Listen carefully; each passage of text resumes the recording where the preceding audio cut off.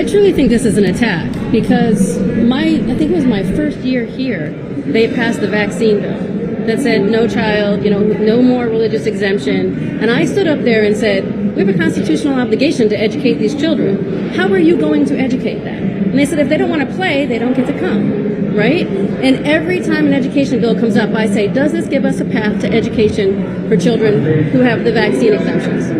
No. Every year they say, we're working on it, we're working on it, we're working on it. So you know what those parents did? They're homeschooling their kids now. And now that those kids are being homeschooled, now we're saying, now we're going to come after you again. You're not going to have that ability.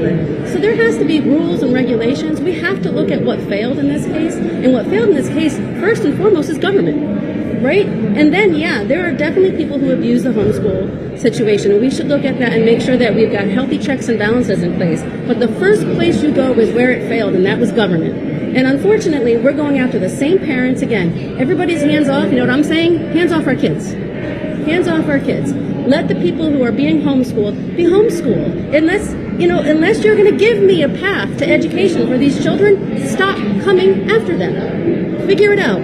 How do you educate them? Because this building right back here, they've failed.